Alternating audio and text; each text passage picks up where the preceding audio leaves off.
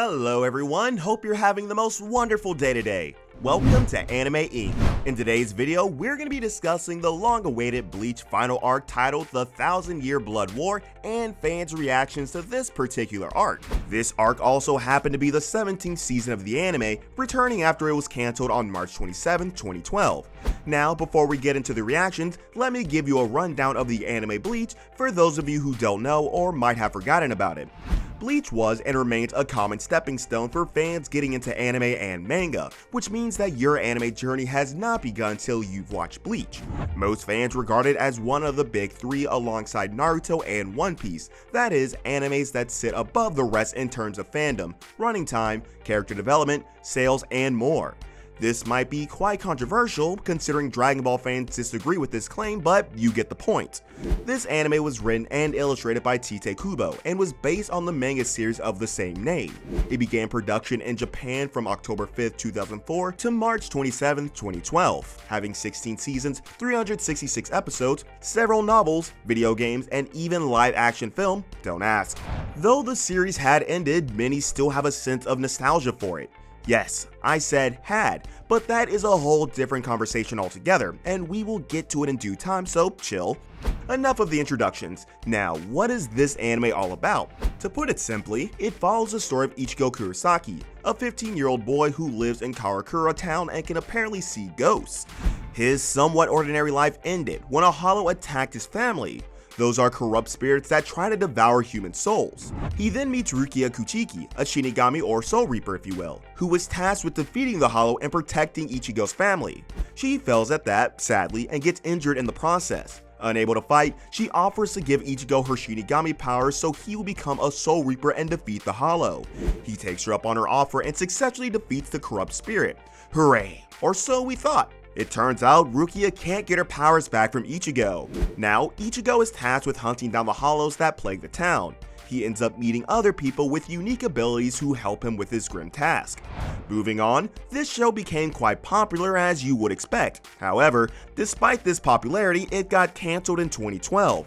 It ended with the Lost Agent arc, also known as the Fullbring arc, and to be quite frank, this was not exactly the proper conclusion that fans were looking forward to. Meanwhile, the manga continued with the final arc titled The 1,000-Year Blood War, which officially ended in August 2016. It has, however, revealed last year per Newsweek that Bleach would be making a comeback to the screen after 10 years, 5 years per manga time.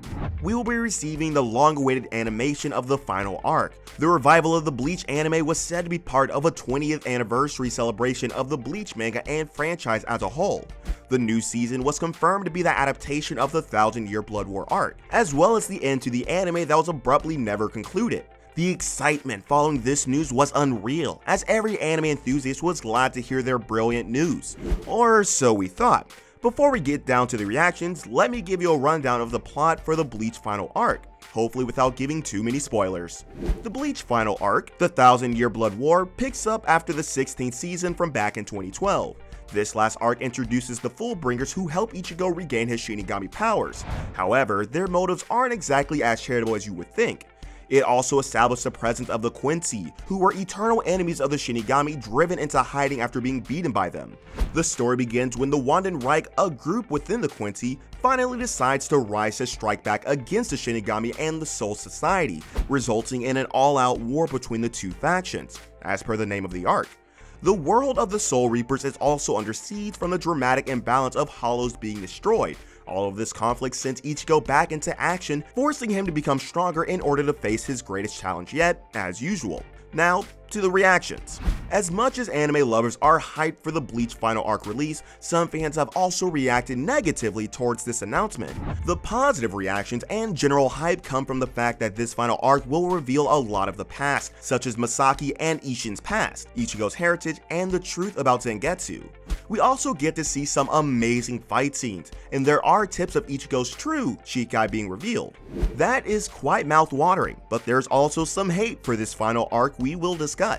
We all know that Bleach is filled with arcs that seem to repeat the same pattern. It usually begins with Ichigo getting his ass handed to him, which has become a norm at the beginning of the arc.